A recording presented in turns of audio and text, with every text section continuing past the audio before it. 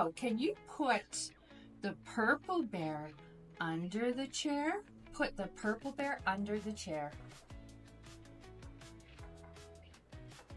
Good job! And good reading your tiles. Did that help you understand where to put the bear?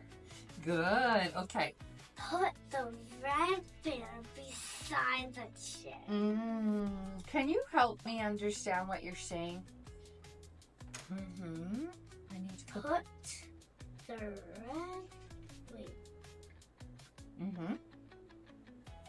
Put the red bear. Where should I put the red bear?